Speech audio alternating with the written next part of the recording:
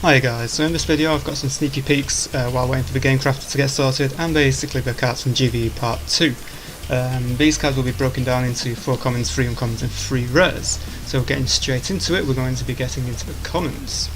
So, first card to be released will be part of the new deck of the Wild, and it's basically a wild boar. It costs 2 green elements to get into play, and then so long as you've got another of these boars in play, both of them units gain 100 attack for, well, basically until one of them leaves play, which is quite a nice little common actually. Secondly is the Inconvenient Bold. It costs 2 white or green hybrid elements. You can play it on your opponent's terrain, and basically whatever this is on, no players can place anything on those terrains, so it is conveniently inconvenient.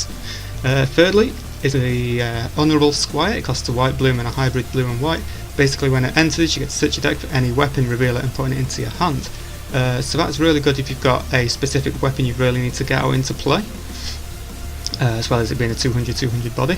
And then finally we've got the Memory Leak. It costs a black and then a white and a blue hybrid, and basically it's a nice action card where you get to have a look at your opponent's hand. So now we're moving on to the uncommon cards.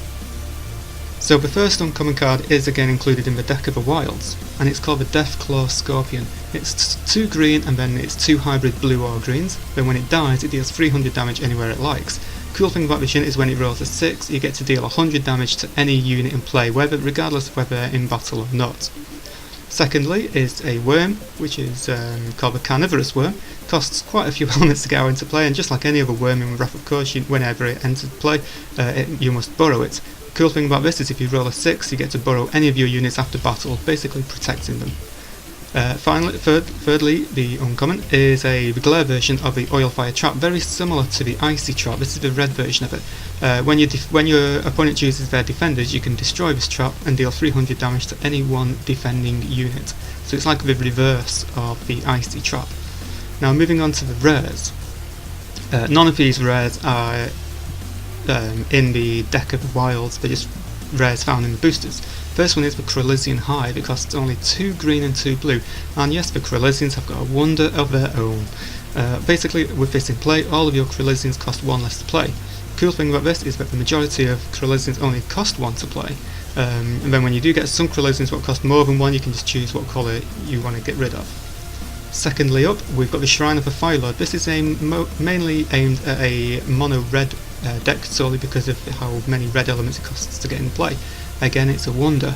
Cool thing about this is at the start of your turn you get to deal 200 damage anywhere you like, so you can deal it to the enemy core or one of your or your opponent's units. Thirdly, now I've noticed in the TCG community that we have troll rares, and this is basically what the troll rare is. So it's a Curious Sheep for 1 white element. It's a 100-100 body, but the good thing is it never misses. So you know, whack a sword on this, you know, you've got an armed sheep for your enemy to try and get rid of, which is pretty cool. It can be quite funny as well. Now if anyone's wondering, for the subclasses we've got 6 humans, 8 Krylisians, 2 Scrats and 1 worm coming in GvE Part 2, as well as a few other random classes what you've never really seen before. And then finally, regarding the game crafter, the game is hopefully going to be released within the next 2 weeks.